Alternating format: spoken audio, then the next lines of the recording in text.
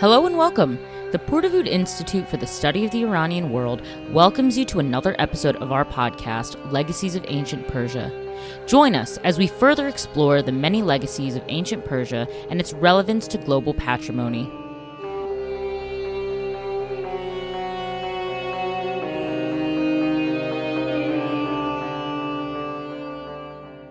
Hello, everyone, and welcome to another episode of Legacies of Ancient Persia.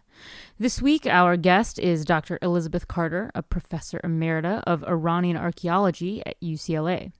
In this episode, we discuss how backyard digs sparked her early love for archaeology, her experience working in Iran, Iraq, and Turkey, the intricacies of understanding the cultural significance of artifacts, and the difficulties young scholars face today due to the political restrictions on archaeological fieldwork in Iran. We hope you enjoy this episode, and if you like what you hear, please give our show a 5-star rating and review us on Apple or Spotify. Amazing. Well, thank you so much for joining me on this rainy afternoon. I hope it's a nice, cozy thing to be doing, podcasting on a rainy afternoon. So, I hear the roof, the rain on my roof. I don't know if you can hear it. no, I can't, unfortunately, but I love doing cozy things inside. So, podcasting is perfect. So, I want to just get this started and say, when did you discover that you had a real love for history, ancient history? Well, I think archaeology was my first love, and I started excavating in my grandmother's backyard, and that was it when I was about 5. And then I became more serious and got more interested in history and archaeology as I got older. But the actual digging part, that was early. Well, that's awesome. I think a lot of kids like to experiment with the idea. Did you find anything interesting down back there, or was it Mostly bones of dogs that had buried them in the backyard. oh my goodness, like one, several, a lot? Quite a few. Goodness. Okay, well, that sounds pretty exciting. I mean, you have your own little excavation back there. And we had the idea that we were digging to China, of course, so we called them Chinese bones, but they were actually dog bones left by the many dogs of my grandparents. Nice. Oh, that's really cool. I mean, hey, at least you had more than just wood chips to find. So I tried that myself, but I really didn't find anything more interesting than maybe a worm or two. So that's pretty lucky. But yeah, so I mean, and when I mean, if since archaeology was your first love, when you went to school, did you kind of know when it was presented as an option that, okay, yeah, that's absolutely what I'm going to continue to do? Or did Well, I focused on history and art history and those kinds of subjects, but I wanted to really combine them. And I think art history is a good combination with archaeology, with history, with ancient history in particular. So, I mean, that sounds really fun being able to create a path for yourself. Did anyone ever try to dissuade you from going into any of this just because it wasn't seen as very profitable? I don't think so. I mean, the only dissuasion was, how will you ever get a job with this? But they didn't dissuade me actively. They only dissuaded me passively, I should say. Well, that's very good. And that seems, I mean, it's still kind of relevant now because I feel like a lot of people, they do that as well. They want to get into something really cool. And then people say, oh, how will that be employable? And you say, well, I'm going to try it anyway and we'll see what we can do. Yeah. You got it. Yeah. You have to think of all sorts of alternatives that you could do while you're on the way, but essentially, yes. For sure. Well, so I know you do a lot of work with you've done a lot of work with Turkey, and did you always have a fascination with that region of the world, or was there ever a question of doing something else? Well, I started my work, as you know, in Iran. And so I first went there in 1960 in a gap year between high school and college. And I went with my parents. And while I was there, I took a class in archaeology at the Tehran University, and it was taught in English. And we were fortunate to be able to visit the ancient site called Marlik. And the Professor Negaban, was quite a charismatic character.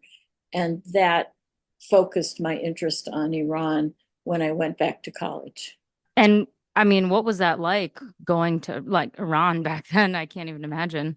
Well, it was an adventure, I think. Of course, a lot of the roads were not paved.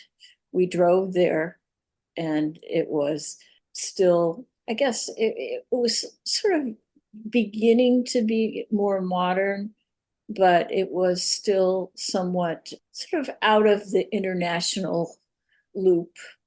There were no Starbucks or things like that, and no McDonald's, nothing like that. So it was before the time that there was a great deal of internationalization in the region.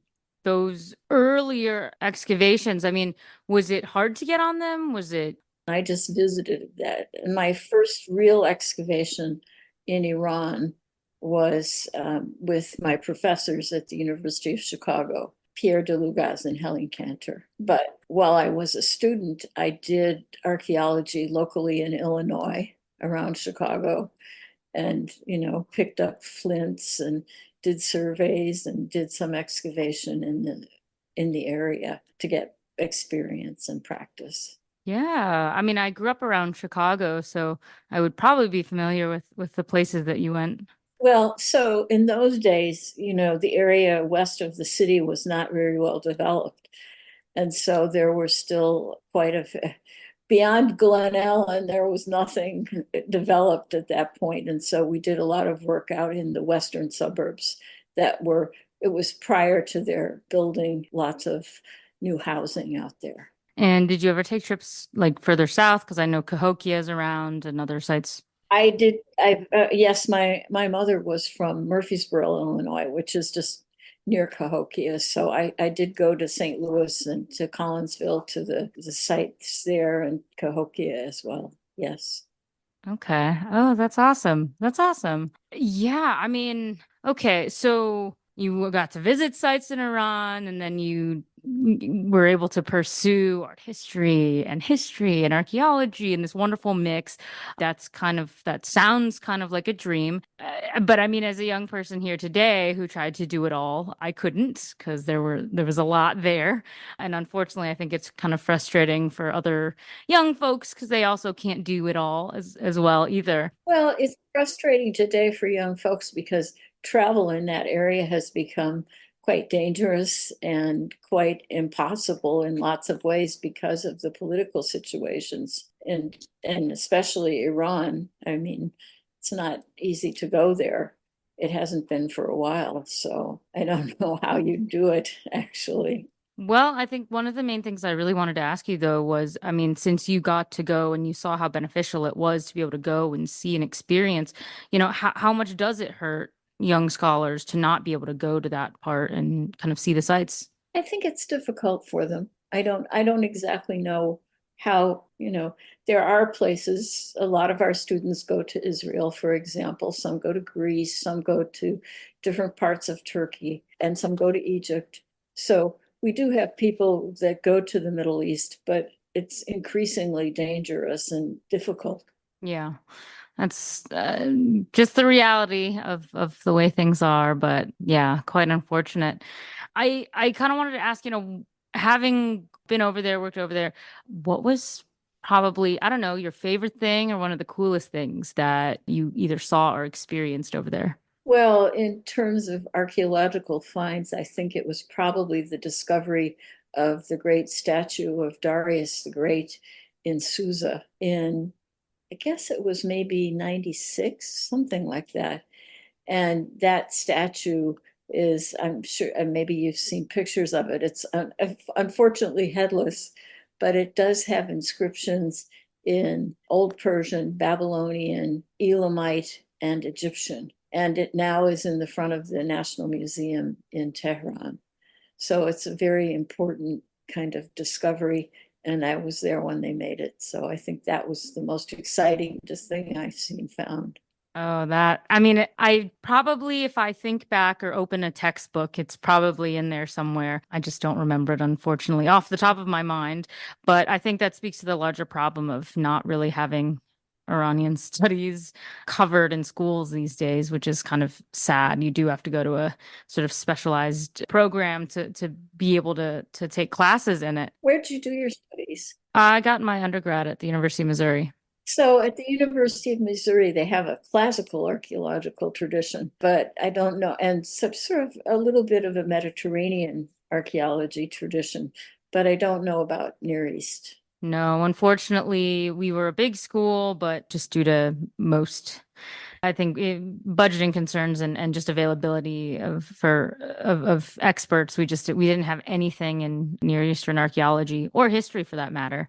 So I think I got one class, and it was like a combined ancient Egypt and the Near East art history course, and it only came around once every 4 semesters, I want to say.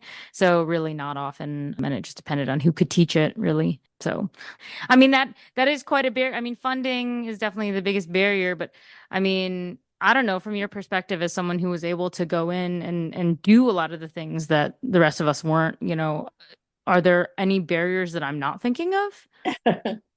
Well, I mean, right now it's probably it's always difficult. There's always something. So I started my career in Iran, and I was a young student when I went there. And I worked in Tohamish. I worked in a number of other archaeological sites. But at the end of that period, there came the Iranian Revolution. And of course, there were very great difficulties. You couldn't really go to Iran. So in the early 80s, I focused on Iraq. And then things got very difficult there with the Iran-Iraq wars. And so from 1987 onwards, I moved to Turkey. So you have to be fairly flexible about what your interests in, where you're going to work. If you want to continue to work in the Middle East, you kind of have to move around according to the political situation of the time. True. I mean, and one thing that I guess comes up to my mind when I think about the ancient Near East, though, is I mean, it happened to me a lot more when I was not as familiar with the ancient fields, but I suspect that people come up against people confusing sort of ancient Iran and Iraq. How common is it for you to find that people sort of mix up which is which? Well, it depends on your audience. I mean, I expect that most of my students who are sort of upper division and graduate students will know that, but I wouldn't expect the general public often to. For example, I'm sure that former President Trump does not distinguish really between Iran and Iraq too much, but I would say that most of our graduate students and upper division students know the difference. Well, as an expert in the archaeology and having studied art history, for those who make up the general public who may be listening to this podcast, can you walk us through or tell us what's one example of, I don't know, a fairly common piece of art you would find in Iran and one in Iraq to help them better differentiate the difference? Well, it depends on what period we're talking about. If we want to talk about the Achaemenid period, for example, I think many people know about Persepolis and the Persepolis reliefs, and they know what they look like because they've had wide press, wide publication. And likewise, they might know the somewhat earlier but roughly contemporary Assyrian reliefs from the palaces in northern Iraq and they know those because they were damaged by ISIS and in fairly recent times, and so got publicity from that. So you could distinguish those. I think people can distinguish those. And which one of the two often includes the more sort of warlike warrior motifs? Well, the Assyrian reliefs for sure. The Persepolis reliefs are much more, they're processions, and there's some, animals getting stabbed and a few things like that, but they're mostly peaceful processions. Now that the art itself doesn't necessarily reflect what's going on the ground, because of course the idea of these reliefs in palaces is propaganda and to give a message about the rulership of the kingdom. So there's the message on the one hand and the reality on the other. Well, no, that's really helpful because I definitely, to this day, even being more familiar, I still will sometimes see something and say, I don't know which one that is. I mean, this one has a lion in it, but I have no idea. But also, I think a lot of things that are very striking from art from this general area of the world is also the floral and kind of decorative motifs that you see. Is that common in both? Is it just Iran? Is it just something else? Well, they overlap. If it depends on what period you're talking about. And of course, Iran has a number of beautifully decorated mosques with floral tiles and things like that.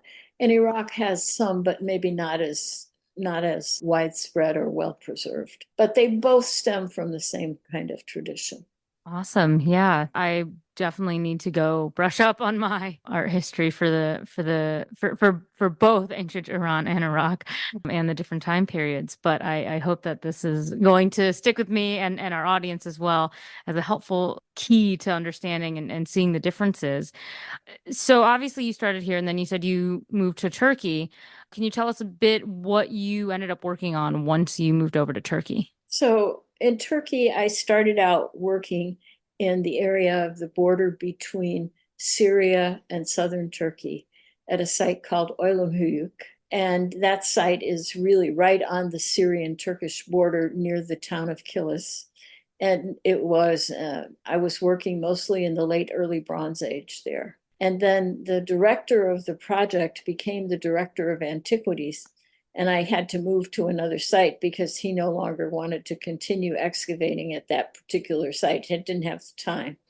And so I worked at Titrasuyuk, which is near the town of Urfa, also in southeastern Turkey, with a colleague from the University of California, San Diego, Guillermo El Ghazi. And then in the early 90s, I started my own project in the area of Kahramanmaraş or Maraş, also in southeastern Turkey. And right now, I'm finishing up a monograph on that research that's going to be published by the Kotzen Institute of Archaeology. So today I've been reading proofs of the first chapter. Hopefully the rest of the proofs will come along soon. Oh, that's wonderful. And I mean, yeah, I hate to say that with my classical education, we didn't really do much of Turkey either. Unfortunately, we are rather limited to Greece. So, yeah, I mean, I don't know much about the state of archaeology in Turkey either. But yeah, I guess, can you give us an idea of kind of the things that you were looking at these sites or looking for? So the first two sites I worked at were early Bronze Age. So let's say around 2600 BC, late early Bronze Age.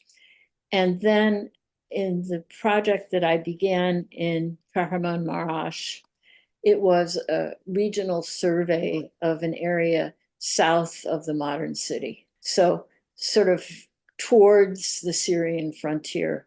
But the city itself is on the edge of the mountains. So it's a crossroads between the uplands of Turkey or Anatolia and the Syro-Mesopotamian plain. And so that interested me, that interface, that border, what it looked like. And what we tried to do was to trace the long-term history of settlement in that region and look at how highland and lowlands interacted at different times during its history. And we did that through mainly archaeological survey. But we did start an excavation at the site of Domuz which dated to the late Neolithic, in other words, around 6000 BCE at the site. And we worked there for 10, 12 years. Then I retired, and now it's being run by a former Turkish student called Halil Tekin. And as you maybe remember, last February, there was a major earthquake in Marash. So that are kind of on hold there for the moment. Sort of, they're doing reconstruction and other things. Eventually, I think they'll get back to archaeology, but not right away. Very understandable. And yep, that earthquake really caused a lot of destruction and damage, unfortunately, throughout the region. So, yeah, I hope they are able to get back to doing archaeology soon. But it's interesting. So you were interested in borderlands, and I love cross-cultural interaction as much as I love intercultural interaction. And so yeah, so what I guess I'm gonna start us with the intercultural. So what was the relationship like? Was it split? Was it kind of not as split? Well, again, it varies by period. Some in some instances, the southern part of the region will go with areas to the south, and the northern part go with areas to the north. Occasionally, there's a unified kind of control over the whole valley. It just depends on the time period that you're interested in. And one of the things that's interesting, and perhaps a reflection of that, is especially in the Bronze Age, are the various languages that are used in the region. So there's Semitic language, mainly Aramaic and Phoenician, which tends to be more to the south. And there's Indo-European languages, Hittite, for example, and then Luvian later in the Iron Age.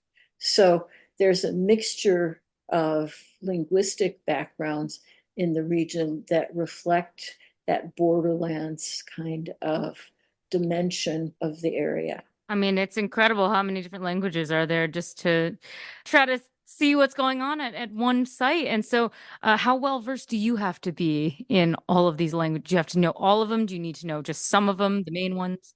Well, I know you can't know all of them, or well, maybe some people can, but I of course there is some Akkadian, and that is coming from the Neo-Assyrian and the Old Assyrian times, and so that's a Semitic language. And then the Hittite is and Neo-Hittite, the Luvian, are languages that are sort of outside the area originally, but eventually are found in it in particular in the Iron Age. Mm. Do I have to, can you know all of them? Well, no, not really.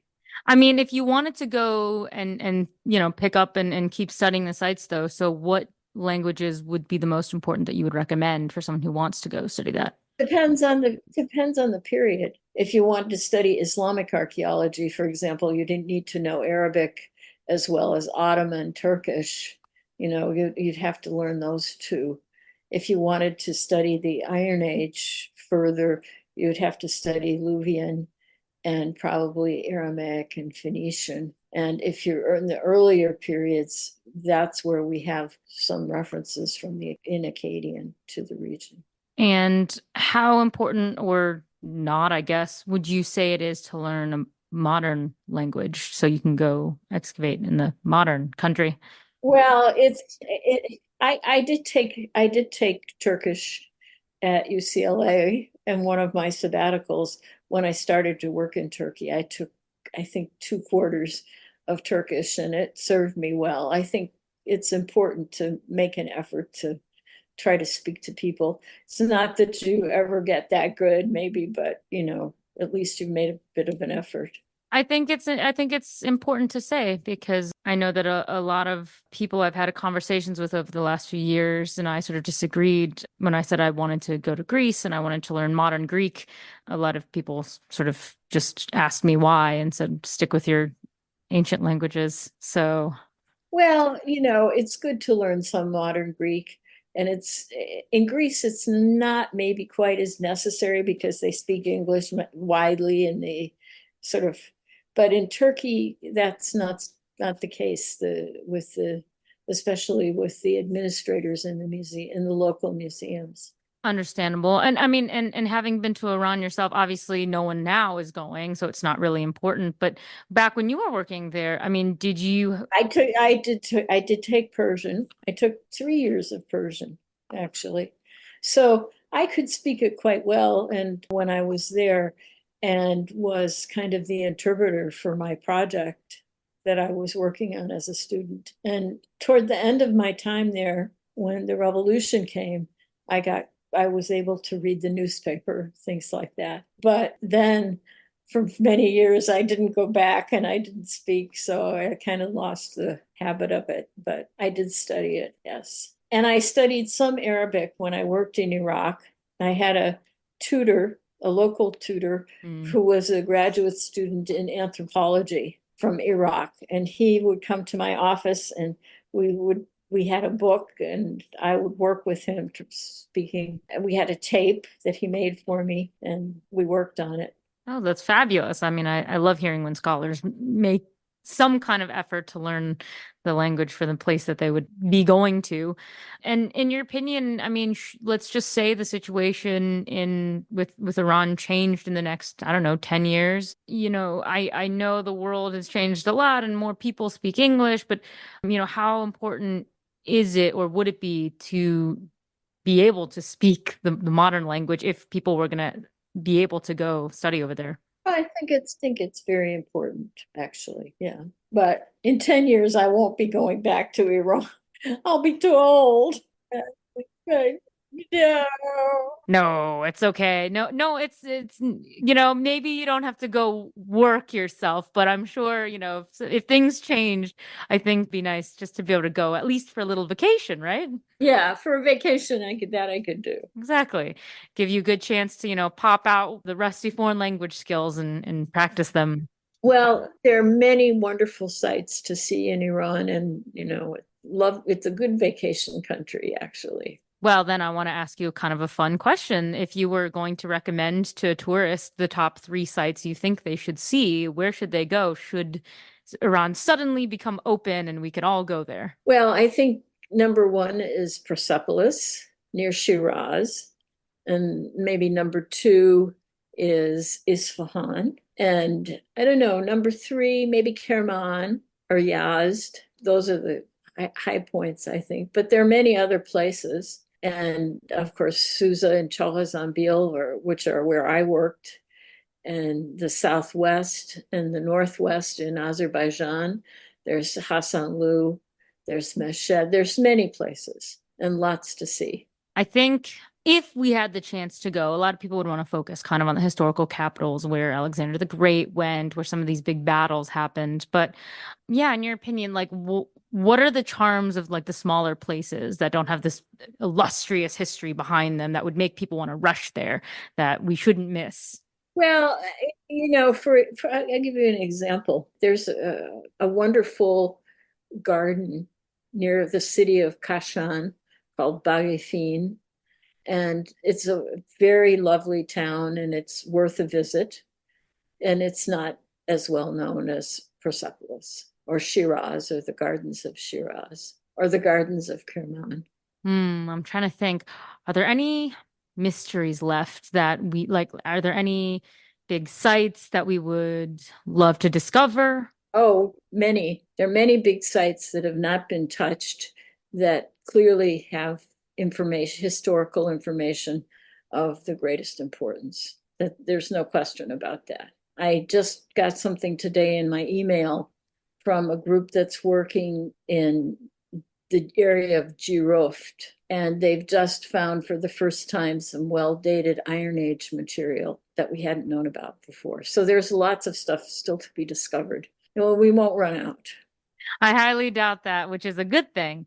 Although, if, let's say, someone came to you and said, I'm going to give you all the funds ever that you will require, take this and go find me this epic site, where would you go? What would you look for? I have one site that's in mind, and that is a site that I think has important Elamite remains on it that hasn't been touched. And so I would go there. Okay, so that sounds very mysterious and very lovely. And okay, so if you could go there and say you found it, what would you hope would be the big thing that it confirmed for you that could help illuminate more about this place or this period? Well, that it was one of the key players in ancient Elamite history, that particular region was identified with a particular region that we know indirectly only. So Mm. I would hope that it might be the capital of that region. Okay. Oh, I love that. Well, in terms of cross-cultural things, bringing sort of things in a nice circle around with your work and everything, like obviously these ancient places did not have borders the way that modern nations do. So, how much of the materials do we find have sort of crossed over? I mean, obviously we had elaborate trade networks, but how far could things go? Did things go? Well, of course, they went very far, and we know that. We have exports from Iran and Mesopotamia. We have exports from the Indus Valley in Iran. We have Iranian imports of things from both those regions. And so we know that there's a good deal of ancient, cross-cultural contact. And it probably is more significant than we know and that we think as based on our evidence. And I mean, I'm sure there's a lot more. There already is probably a lot that's out there, but we don't hear of it as much. And I think that just comes down to what the way maybe that we're taught about information. I mean, in terms of getting people more familiar with the regions of ancient Iran and Iraq for to some extent, but Iran especially, what's something you think that we could do to sort of change how we expose people to it in the classroom? Well, I've thought about this for a while. I think your first point was right that it helps if people can go there. That's certainly a great thing, and they can see for themselves. If you're just dependent on the classroom, it's not easy because it's material that's not generally included in basic textbooks.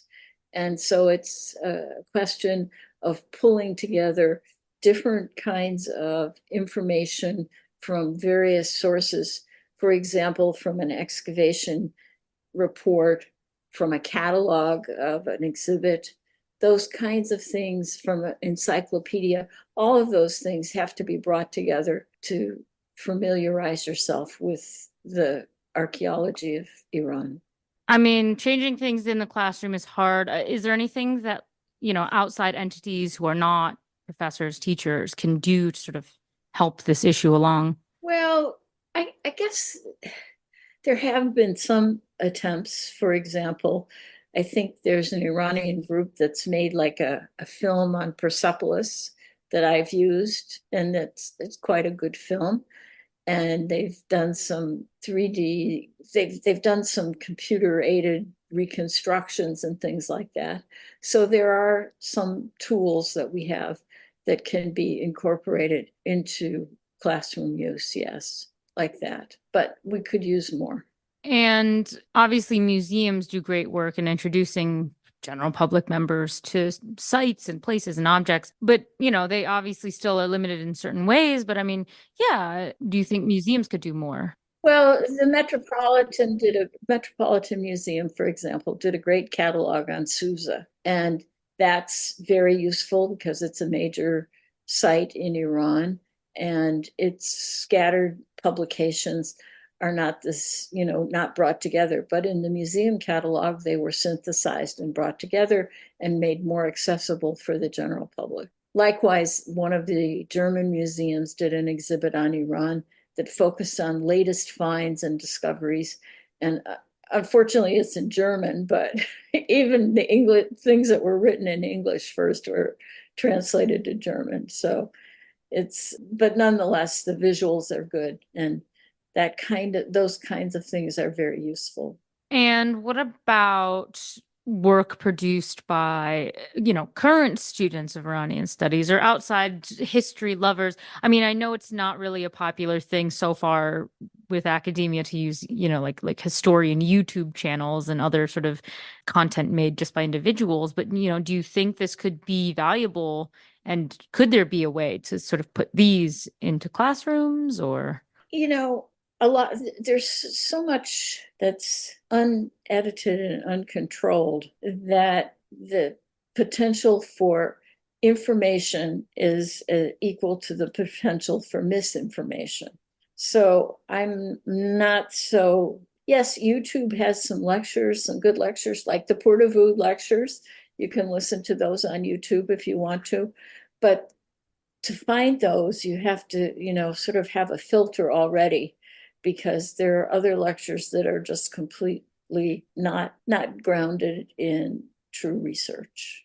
Yes, the internet it's hard to, yeah, sometimes it's hard to find quality content. I do look at, so I'm on a board, and I follow on Instagram the Penn Museum, the Yale Babylonian Collection, and Isaac, the Oriental Institute. So I follow those on Instagram, and they have good information.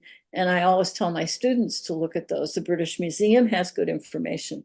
But if you look at the internet in general, if you don't know what the good sources are, it's difficult to find them. I mean, and it's the same frustration for media, film and TV, right? I mean, no one really does justice to ancient Iran when it comes to portraying them on the silver screen. So I don't really think that, unless it's a documentary, I suppose it's probably not the most accurate.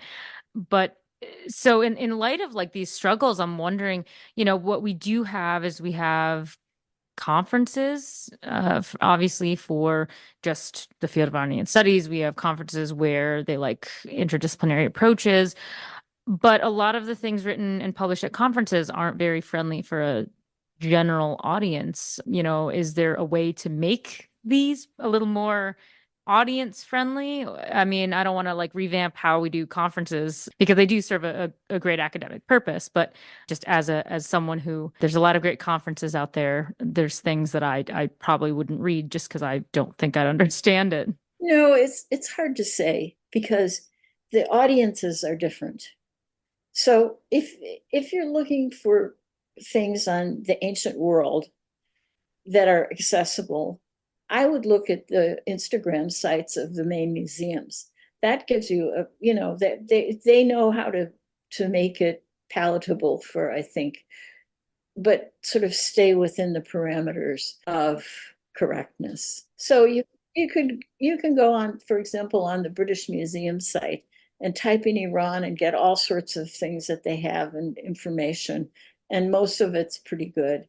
Likewise, you can go on to the University Museum at Penn or the Oriental Institute and get good stuff. The Met. Yeah, for sure. No, museums always have really good, trustworthy sources and things, or one would hope, on their websites and yes, through their social media and their sort of digital outreach initiatives, whatever they may or may not be working on. I am curious though, how do you feel about, more academics branching into the more trade book area, dare we call them? Well, it's not easy. I don't think I could do it, but some people have done it successfully. It's not my cup of tea, but some people can really do it.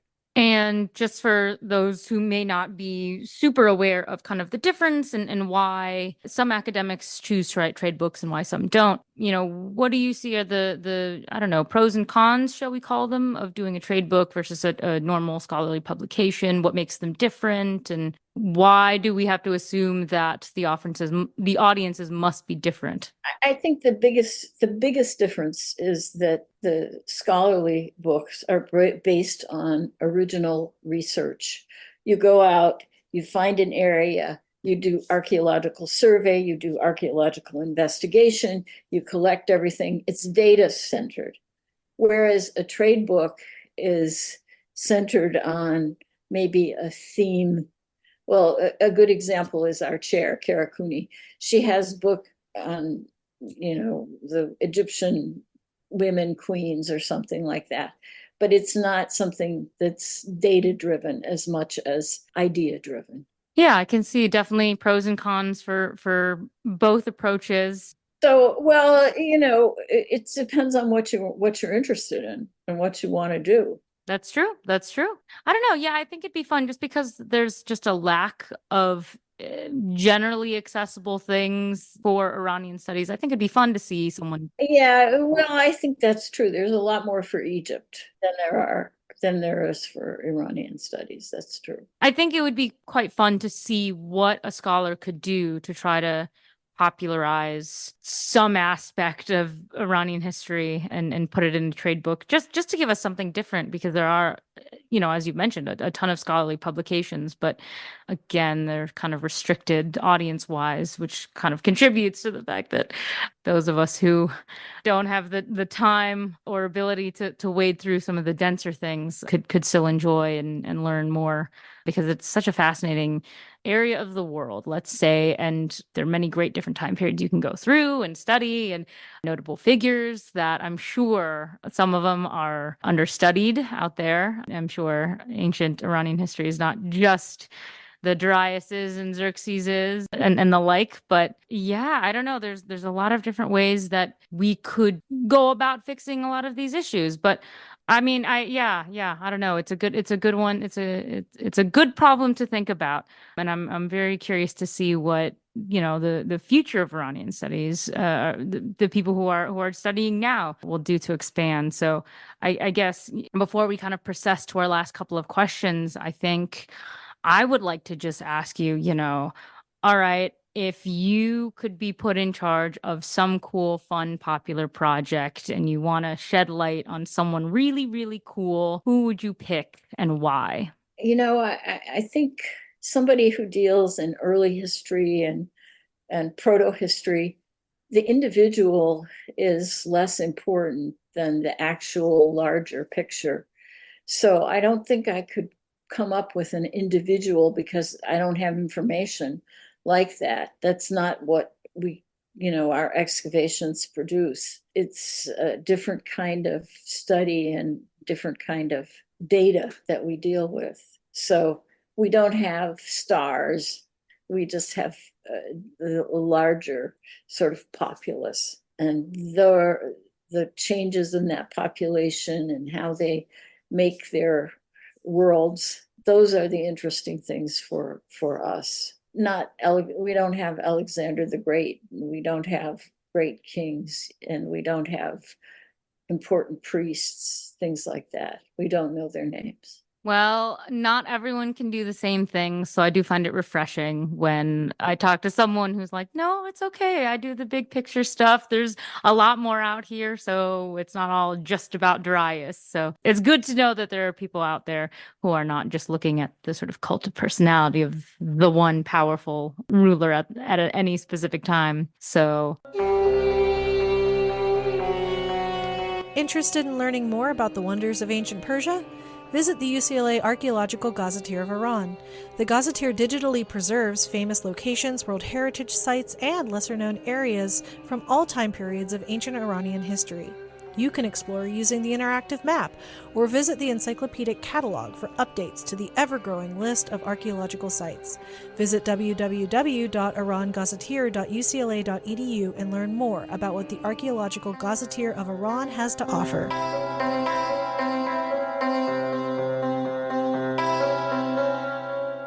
Well, there are two questions I kind of leave our audience and our guests with.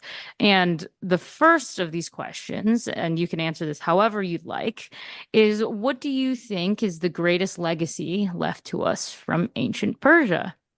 Gosh, that's a good question. I think the greatest, if it depends on what you're looking at. Are you looking at intellectually?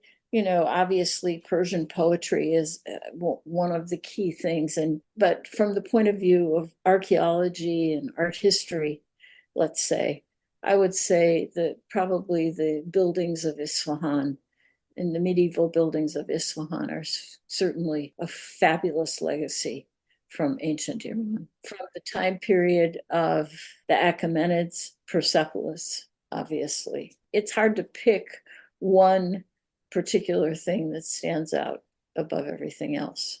From the Elamites, the ziggurat at Chorezm-Bil. Yep, this question was intentionally made to be hard because I hope that everyone gives me I can't pick one because there's so many. So perfect. Definitely spot on there.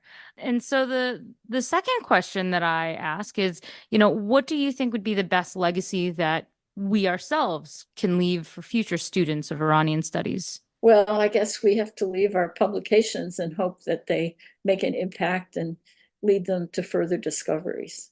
Well, that is a very good answer indeed. So I hope that people out there keep producing good scholarship, good and publish a lot. And so that way it leaves the younger generations a good roadmap to discover more and hopefully, take the field to new heights. I hope so. I hope so. All right. Well, I want to thank you so much for joining me on this nice rainy afternoon. It's been such a pleasure. Yeah, it's still soaking out there here. Yep. So I'm assuming then that the same downpour you're experiencing is right outside my window as well. But yeah, so thanks for taking the time to come and join me. And it's been great to learn more about your work and the things that interest you and just get a little snapshot into the kinds of things that you're interested in. So thank you. You're very welcome. I'll probably see you on Wednesday. I'm planning to come to the lecture. Excellent. Well, I'll see you there then. Okay.